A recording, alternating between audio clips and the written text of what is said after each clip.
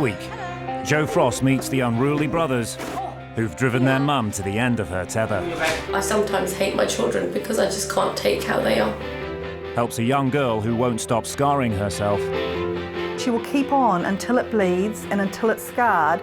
You know, those marks are quite visible. And back on the road, she's tackling the parenting problems of Britain's hard-pressed mums and dads.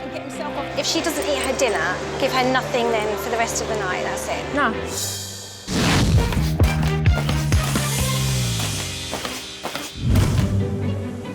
Jo has helped hundreds of parents whose children are out of control. Today, she's coming to the rescue of a mum whose 2 boys are so unruly, she's seriously contemplating sending them to boarding school, overseas.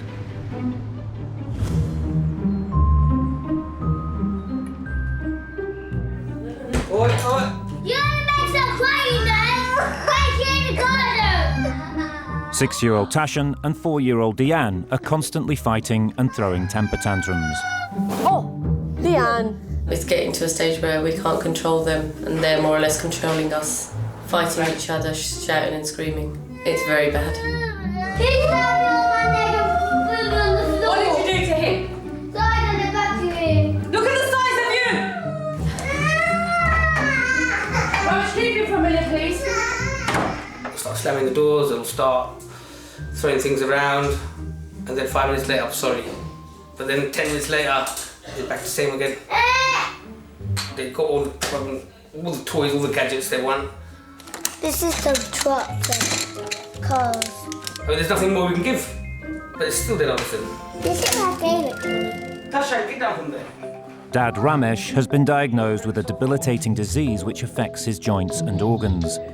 To add to his health worries, he recently suffered a stroke. He's not himself. He's very tired, exhausted.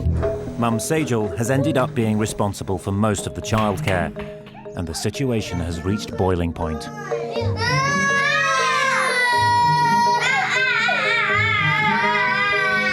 It is difficult, and most of the time I'm on my own.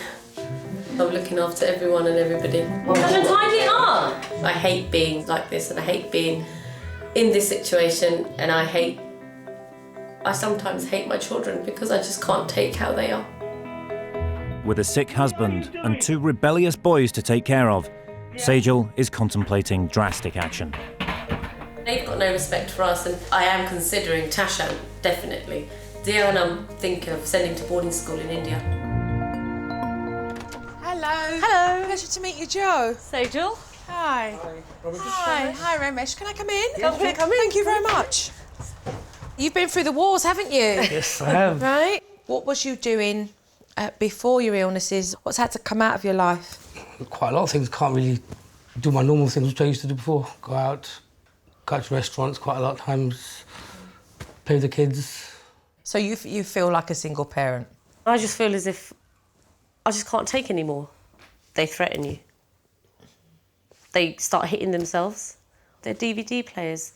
They'll just smash them up, or they'll just chuck it. Like, no respect for anything. What do you do for discipline? There is no discipline in this house. Is there just threats then? Threats that they I go go and after put them in the boarding room. school? They come back out. I put them back in there. They come back out. And then obviously I'm tired as well, so I give up. I suppose it's my fault as well. What is it that kids really want? Play, toys. In your house, yeah. Love and attention. Do they get that? Yeah, get that. How?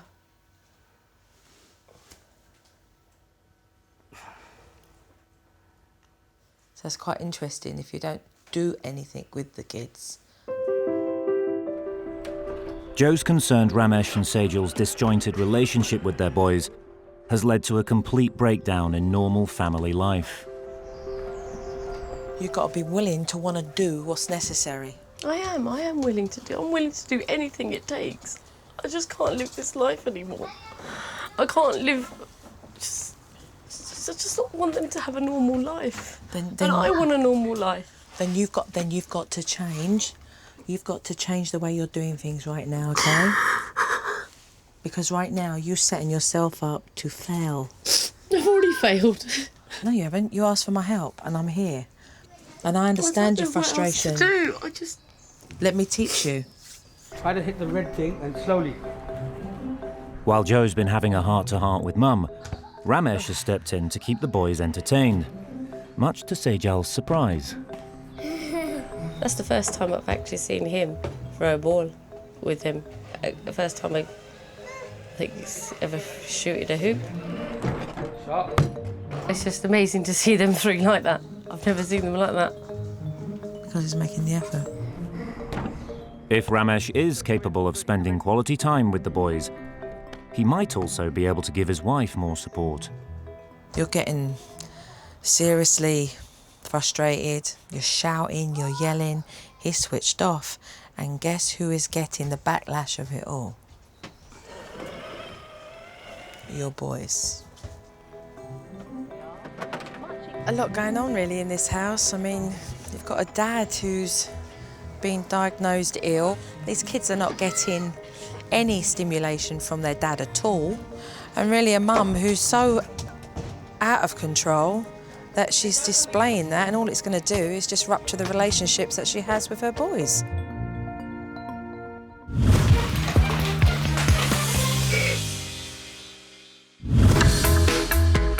Joe's not only visiting families at home, she's also hitting the road, inviting mums and dads to walk in with their problems. Hi, everyone! Joe will be put on the spot. We just cannot get him to sleep in his room. It's so boisterous all the time. It's embarrassing to go out. Daniel loves the naughty stick. And she'll be tackling the most common parenting problems head-on, with some straight-talking one-on-one advice. Listen to what I'm telling you, OK? What's your name, love?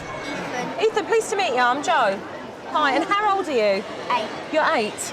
He has a really bad tone of voice. He's not naughty with what he says or anything, but I want to know how you can change a tone of voice that actually become his habit. Where do you think he got it from? Me, most probably. Really? He's honest. I'm honest, it's mostly me. You know that old saying, monkey see, monkey do? Yeah. Right? He mirrors your attitude, he mirrors your tone of voice, you know, he mirrors everything you do. So when he behaves that way, it is rude behaviour and it does need to be dealt with, but you've got to look at yourself as well. If you shape up the way you communicate with Ethan, then you set a really good example, because this is a very impressionable age. Yeah. And when he becomes a preteen, if it's not nipped in the bud, it just gets worse. Next to ask for help from the nation's favourite nanny is Jane.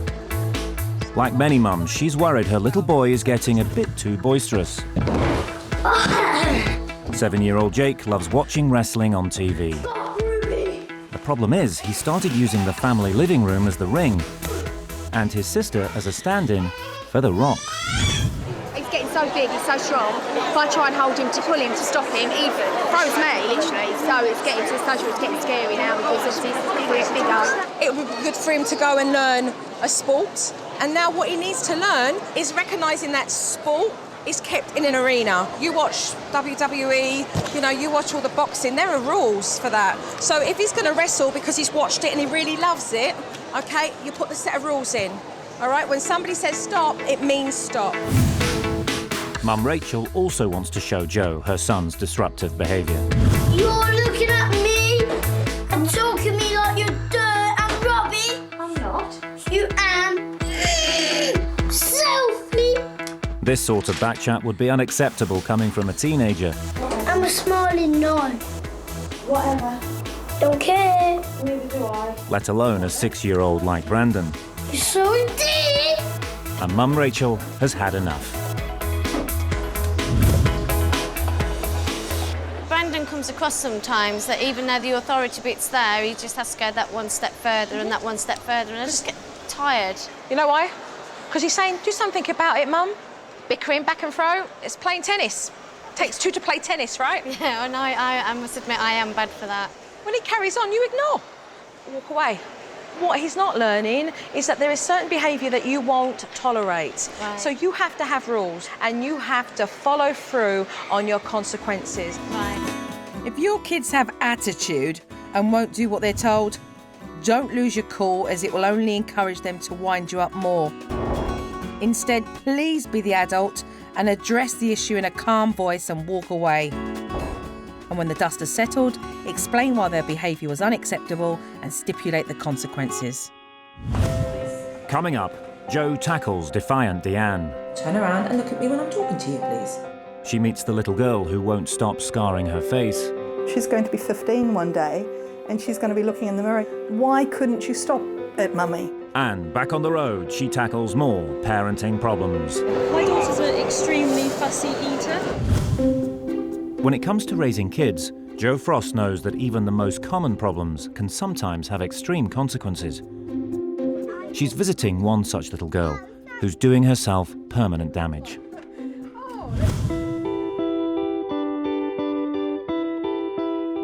Three-year-old Grace has a destructive habit her family are powerless to prevent. The big problem is her thumb sucking. When she sucks her thumb, she rubs at her face as she does it. And she does it exactly as I'm showing you, like that. She will keep on until it bleeds and until it's scarred. And if you do get a break where one begins to heal, all she does is switch to the other side. 5-year-old Amy and 7-year-old Ella have witnessed their little sister picking her face since she was a year old. She will... No, I don't. She sucks her thumb and bit scratched it. And now spots are coming onto her face. When they're sitting on the sofa or just relaxing, that's when it's at its worst. In the car is another time, isn't it? In the car, yeah. Ready, steady, go, wiggle. The problem is so severe that Grace is already permanently scarred.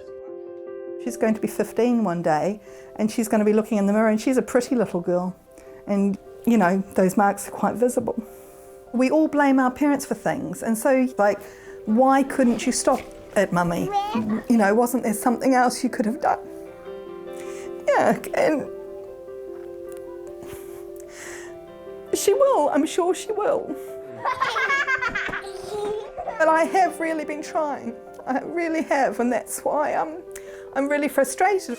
I've tried really hard and I don't know what else to do.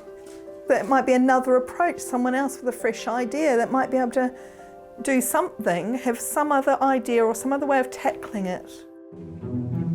Jo is on her way to the family home in East London.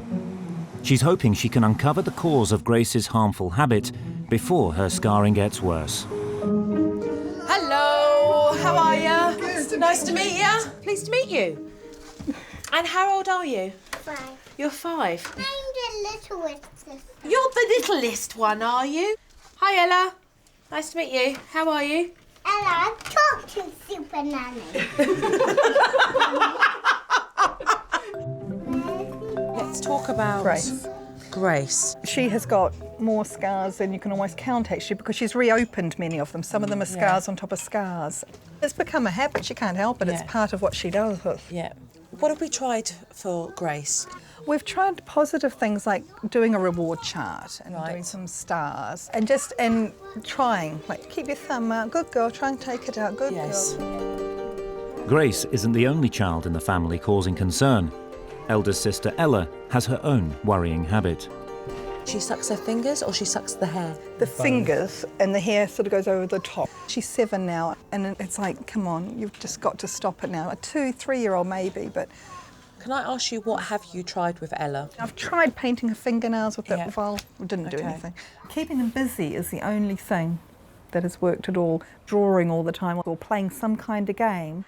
Unless you're right there, ready to get them out, they're going back in. When she was very little, I just thought it was a funny habit, it'll stop. She was born prematurely, about 10 years prematurely, so she's had some delayed development. She's still catching up. She also had a lot of speech and language delay as well.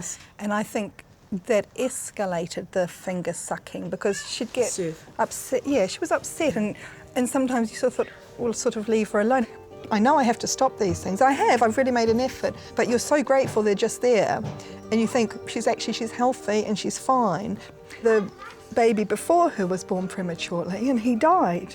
And so, you know, for a long time I felt she's alive, just leave her alone. I'm so sorry to hear that. Yeah, no, but do you know what I mean? It's like, she's alive, so these other things I can put up with, a little bit of thumb sucking. Jo's concerned Ella's finger-sucking could be setting a bad example for Grace. Most children this age will mimic and look up to the older ones. I think it reminds her sometimes when Ella starts to do this, she thinks, oh yeah.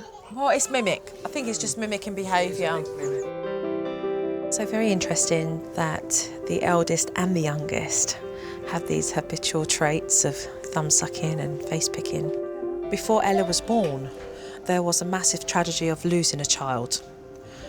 And that led her parents to handle situations with Ella in the way that you would with a younger child. For Joe, the challenge now is to tackle older sister Ella's finger sucking, so Grace doesn't have anyone to copy.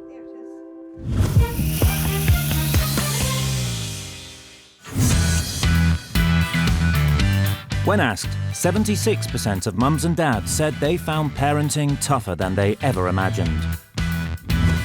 Jo's determined her roadshows will address the issues that affect families across the country. And one question she's often asked is how to make sure children get a good night's sleep. My boy has a lot of night terrors. He's waking up, falling out of the bed, hurting himself. Is there anything I can do? And is he awake or is he asleep? His eyes are open, but I think he's asleep. When he's having that, there's no psychological damage. I know, but you know, seeing him like it was so horrible. What I would do is look at how you relax and wind him down in the night time. And he will grow out of it.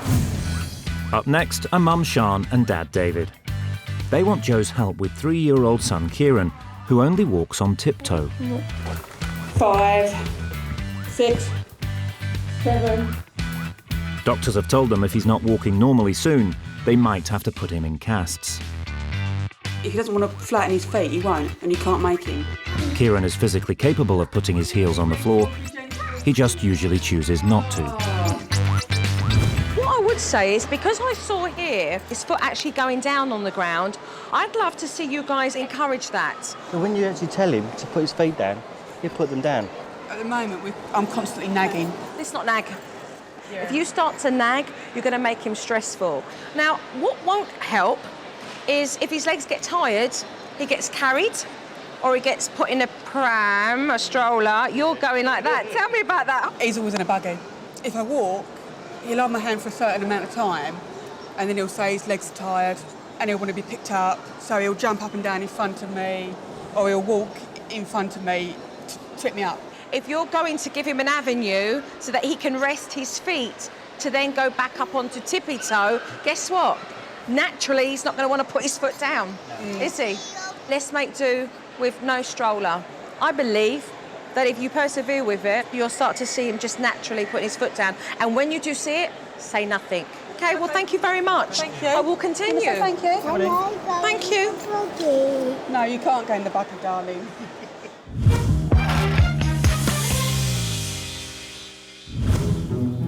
Jo is helping a mother with a sick husband and 2 sons so out of control, she's considering packing them off to a boarding school in India. I don't want them to have a normal life. The reality is, these kids have been used to holding out and their parents giving in. All Mum's done is throw them threats. She's beginning to realise that she's made a rod for her own back. It's lunchtime, and as usual, 4-year-old Diaan is playing up. This is why I didn't want you to have the crisps, because I just said to you that we're going to have lunch in a minute. What happened with the crisps? You said that he couldn't have them? And he's got them out of the cupboard. And then he took them, I took them off him and he took them back and ran out. Do you mind if I take your bracelet? Can I just take it? No. What, do you understand the point I'm trying to make? Yeah. If you do this, okay, no, you can't have the crisps and you take them back and then he just takes them off you and goes, what does that just teach Diaan? He's just got away with it. That you're full of hot air. What should you have done in that scenario?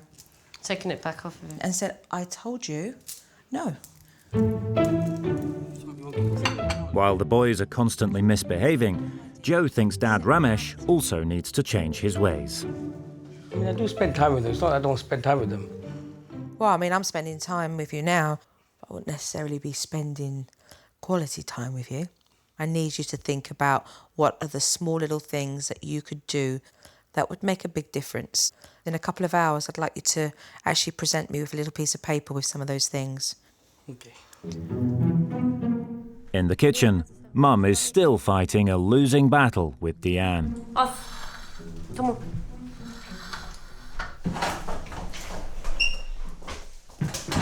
Okay, so he's fighting you.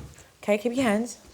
Turn around and look at me while I'm talking to you, because if you show me this disrespect, you will be going straight into timeout. Turn around and look at me when I'm talking to you, please.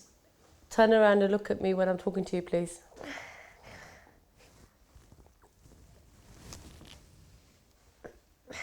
Look up at me. Thank you. Thank you. So you take him to the chair. Come. Come sit down. Up you get. So this is what is going to happen, okay? If he hasn't eaten that sandwich, all right, he's actually going to sit on that sofa dead bored. Jo wants Sejal to learn when she threatens to discipline Diaan, she has to follow it through.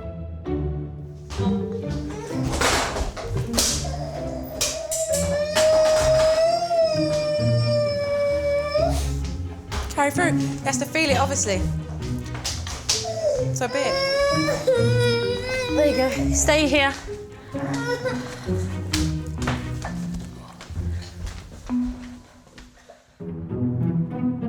Mum's finally sticking to her guns. Now it's Dad Ramesh's turn to up his game. Okay. His medical condition and recent stroke mean he's not as active as he'd like to be. So Jo's asked him to write down a list of ways he can be more involved with the boys. Try sitting with them through their homework. Now, because you have the restrictions physically, what you can do is be interactive with them mentally. Ramesh has decided to put his new list into action straight away. I thought I was like dreaming for a minute. What's the next one saying? I know that.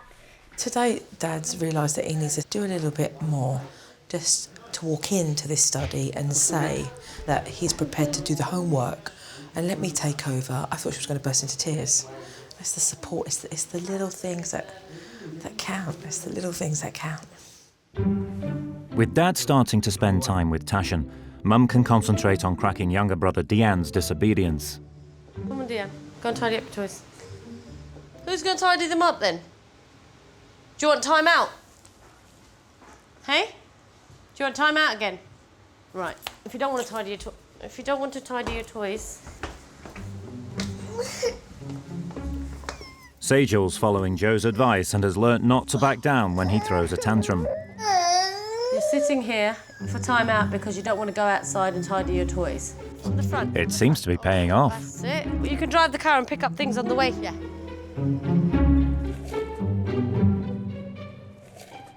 Good boy, you're listening to Mummy. Mummy's really proud of you because you're listening.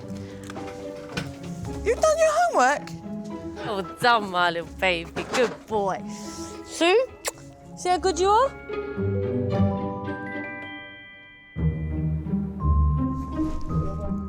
Jo's given Sejal and Ramesh the parenting techniques they were desperately lacking. Sleep, all right? How you feeling? Positive. Your face is saying something else, sir. You're feeling positive, but you're feeling what? I want it to be positive.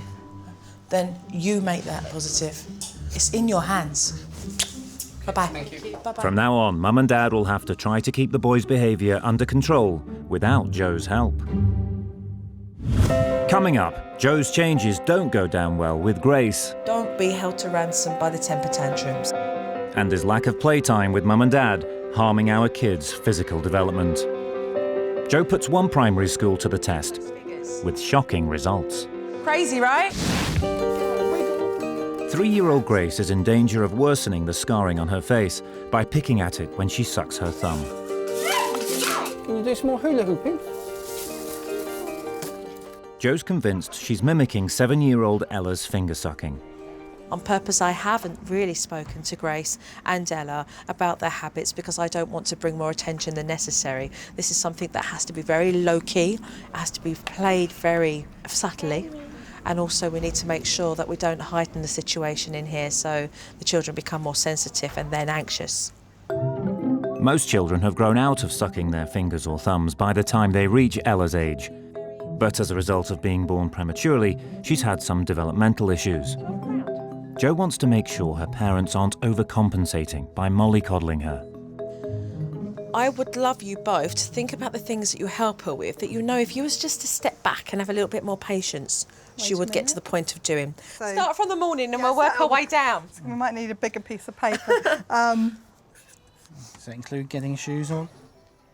As we started to write that list, it just got longer and longer with the things that she's not doing by herself. She can brush it? She can, but does she? Not always. Let's add that one on because she can. I mean, as parents do need to be teaching their children life skills. I mean, you know, she needs to be able to learn to do these things for herself. Jo hopes encouraging independence will help Ella kick her finger sucking and, without her older sister to mimic, discourage Grace's face picking. This is things I can do myself. Get up. Yes, so in the morning when we say, come on, get out of bed, you get up by yourself. The sense of achievement is something a child needs to feel. I worked through the adversity. I got frustrated at putting the laces through, but I got there in the end. And that's what you're going to get in each box each day when you've done those things. Behaviour patterns don't change overnight. So in the short term, Jo wants to test a technique for both Grace and Ella that replaces finger sucking and face picking with a less harmful activity. When we're just doodling and we're watching the telly and we're just hanging out, we're going to give them one sponge and a brush. Okay. The sponge will be in one hand, the brush will be in the other. They can hold it, move it, stroke themselves with it, or just play with their face, entirely up to them. Now, if there's a resistance, I want you to really stay persistent with them and say, no, this is what we're going to use. Parents Sue and Neil try and keep the girls busy and engaged. When they're less stimulated, Ella and Grace are more likely to take comfort in their habits. So Jo wants to put her technique to the test while they're sat in front of the TV. And you can rub it on your cheeks and on your nose. It's like rubbing on our feet. Yes, and that's it. Lovely. This kind of habit gives a pleasure. There's a sensation behind that feels comforting and feels nice. Trying to break that with these kids by using the sponges and the brushes is just a replacement, because those things can be replaced and they can be thrown away after. Ella is responding well, but Grace still prefers to pick her face. You know what to do now. Right now what you're receiving is just obstinate, defiant behaviour, okay, which means that you're going to have to step up with some authority. To break the girls' habits, Sue and Neil need to be firm with discipline. Grace is put into a time-out. We asked you, and you've been naughty. You stay on the stairs for 3 minutes. You listen to your dad.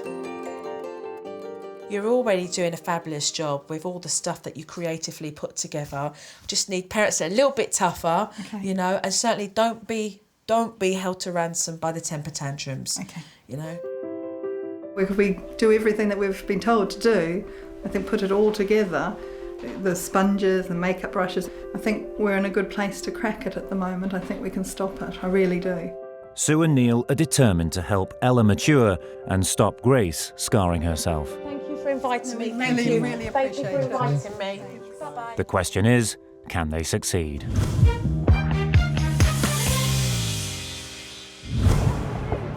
In today's fast-paced world, family time is getting squeezed. To get parents to wake up to the problem, Jo's taken to the streets with a fake charity appeal. These kids are children who need our time as parents. Everybody's guilty of putting the television on to give yourself 10 minutes to do something. Children are missing out. Jo wants to see things change. In 2009, a survey was done that showed that 1 in 3 kids spend less than an hour a day outside having fun. That's less than a prisoner gets every day and less time than somebody walking their dog. Are we raising a generation of captive kids? Jo's come to a school in North London that's agreed to take part in a scientific test to see firsthand how the lack of outdoor play is affecting kids. From what I see in the playground, in the 10 years I've been here, I've seen it get worse every year. You can see that they're not playing outside at home. A lot of them, all they know how to do is fight. They can't throw a ball properly, they can't catch. A lot of them, when they're trying to catch, they're shying away from the ball. When I was a kid, I'd be running around, I'd be skipping, I'd be hopping, I'd be jumping. I mean, are you seeing any of that today? No, they don't have the motor skills to hop. They can't skip, they don't know how to skip. Their feet are all over the place. Jo has invited Dr. Lawrence Fairweather, a leading expert in paediatric exercise science, to assess the children. Good morning, everyone. Right, today we're going to look at how skillful you are, OK? So, Dr. Fairweather, you're doing a big test today. Tell me exactly what you're doing. Well, today we're looking at 8 fundamental movement skills. So we're looking at 4 locomotor skills, and then we're also looking at 4 object control skills. 2 sets of children are being tested, 5-year-olds and 9-year-olds. These tests include hopping for 15 metres, sprinting between 2 cones, That's it, Ashanti, go as fast as you can go, well done. and catching a ball. Children who haven't mastered these skills by 9 are less likely to participate in physical activity as they grow up. As soon as they get older, then, you know, there's more about fear of embarrassment. So, you know, they haven't got the confidence then to participate. So they'll withdraw from participation. That's going to have a knock-on effect in terms of them being less fit, less active, and then more likely to be overweight. So you're saying how active a child is when they're younger leads on to them having a healthier lifestyle as adults? Just as it's important for children to learn the ABCs to read and write, you've got to spend time developing these kind of skills so they can be active in later life.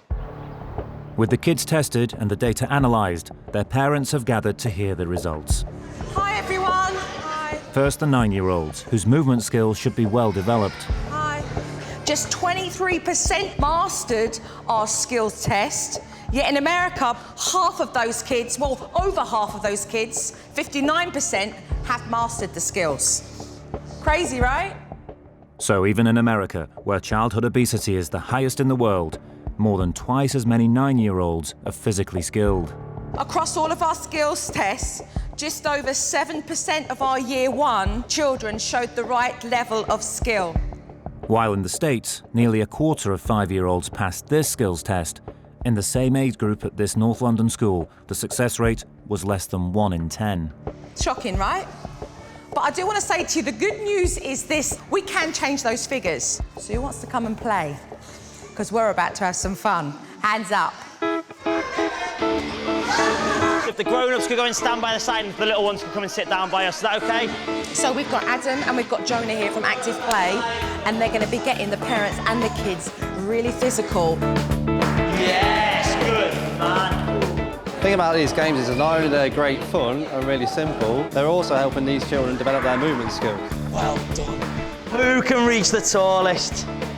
Who can be the smallest? This session is designed to inspire mums and dads, but there's loads of other ways of getting more active with your kids. Jump and to the side. Try leaving the car behind and do the school run on foot or by bike. The whole family can participate in fun activity challenges, such as sponsored walks or runs. And plan family days out around outdoor activities. A country walk or a day on the beach is usually cheaper than a visit to a theme park. This is what this is all about. It's about being realistic. It's not about saying to parents that you have to go to the extreme. It's about saying, here are the small changes that we can make, and this is the huge impact that we can have. This is what's happening. It's made me laugh and feel good in myself that I can see that. Not just her, but everyone's like it. Yeah. It's great. I am absolutely knackered. I'm absolutely knackered, and it's so much fun. I need to spend more time outside with them.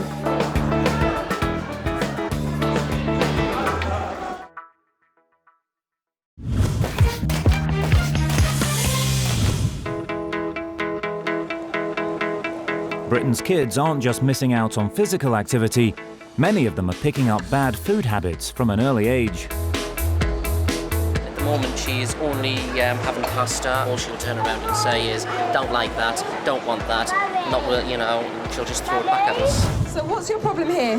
My daughter's an extremely fussy eater. She's 2.5 and will basically only eat variations of potato. Okay. This lady spoke about fussy eating.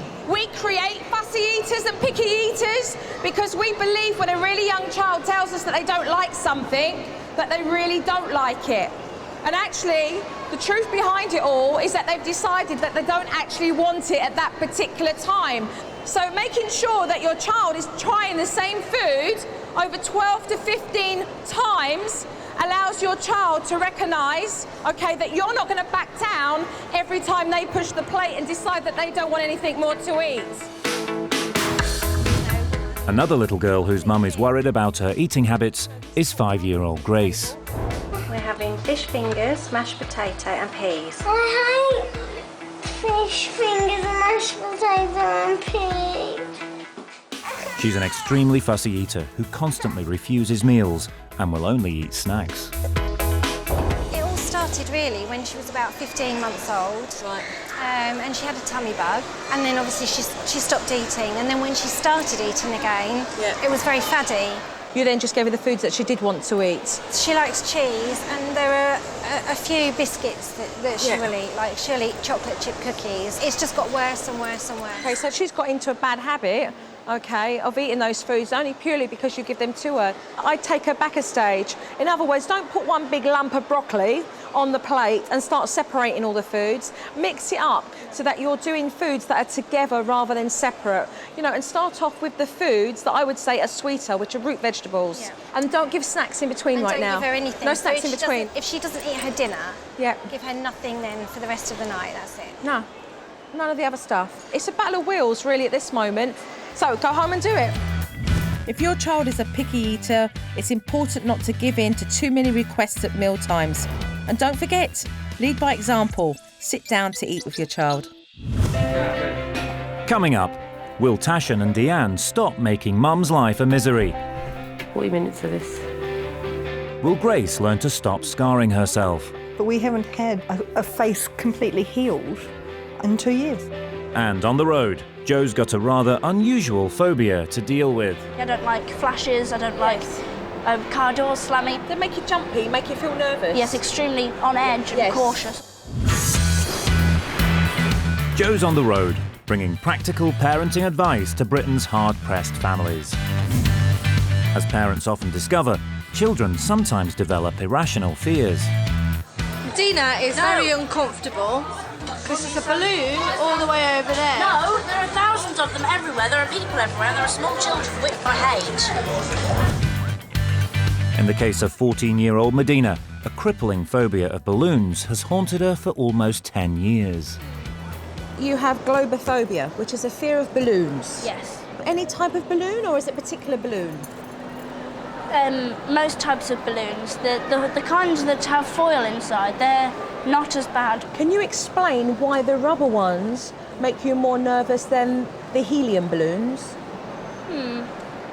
They're more likely to pop, whereas the foil ones, they're more likely to just deflate. Looking at it logically, it's less of a threat.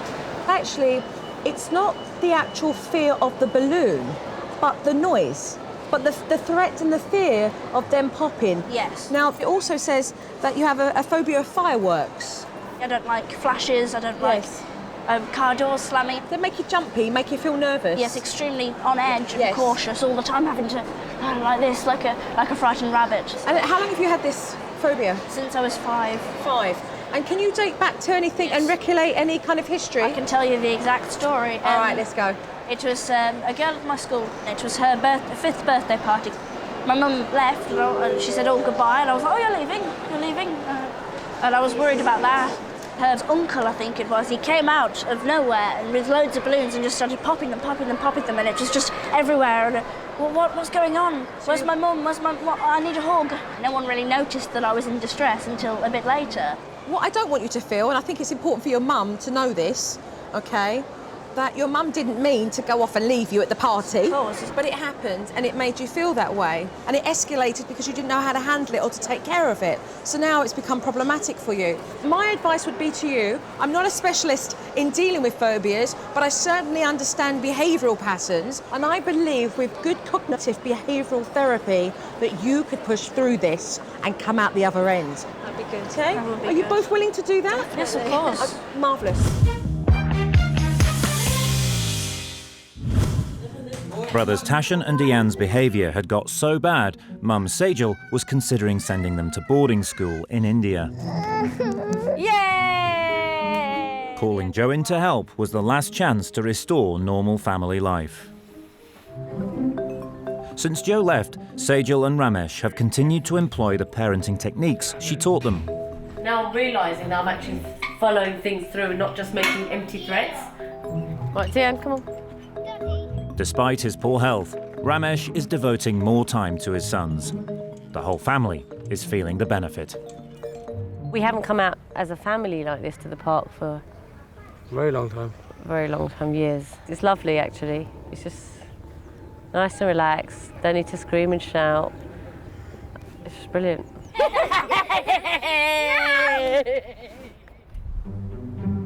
Come on, bedtime. But come the evening, it's a different story.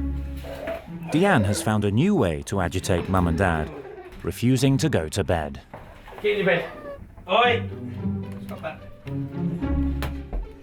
I need more advice on how to get them to bed and make sure they stay in bed. In bed. Go to sleep. There we go.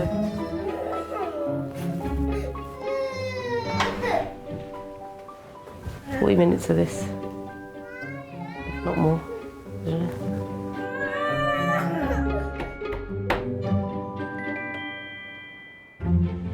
With Sejal struggling to get Diaan down for the night, Joe's decided to step in with some emergency advice. You could do the stay in bed technique with him. When he comes out the first time, say to him, "It's bedtime, darling." And then literally usher him back upstairs. The second time he comes down, you just state what it is, bedtime. And then the third time he comes downstairs, you would completely ignore him and take him upstairs. Okay.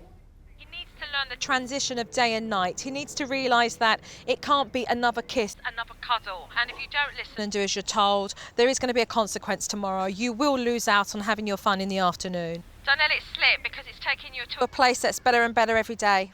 Okay then, thanks a lot. Thank you very much for your help. Thanks, take care, bye. Okay, good night.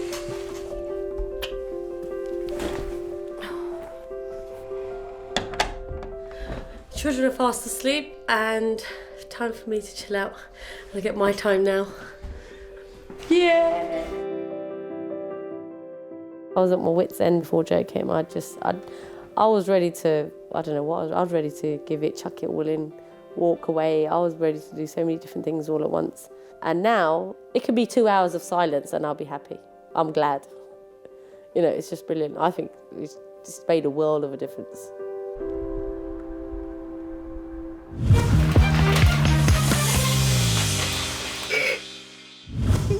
Three-year-old Grace's habit of picking her face while sucking her thumb is a result of mimicking older sister Ella. It's been on this before. Joe's given Ella a reward chart to encourage her to become more independent and grow out of her finger sucking. The hope is Grace will follow suit. Since Joe's come, I've noticed with Ella that she's aware of the things we expect of her. We got a bit tougher with her and a bit clearer about it all. And we just really knuckled down and made a big effort with her. How are you doing, Madam Moo? And Mum Sue's hard work is paying off. Ella has stopped sucking in the daytime. That we've been battling for years. But has Grace been able to follow her big sister's example? When we'd sit down to watch TV, Ella would do this thing and Grace would see it and the thumb would go in. Whereas it's just not that extra reminder, which is, I think, a big reason why Grace is doing it less and less. That baby me.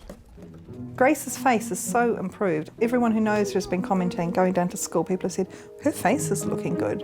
Is it wiggling? Is it going to stop soon? She's had an open sore on one cheek or the other. We haven't had a face completely healed in 2 years. Stop. Oh, it's wonderful. It's just a sense of relief. It's like, Next week, Joe walks headlong into a step-family at war. She has to remind him all the time, you're not my dad. She tackles a young boy with a 10-tantrum-a-day habit. So we're dealing with overbearing, controlling, obsessive behaviour. and is back on the road helping the nation with their badly behaved kids.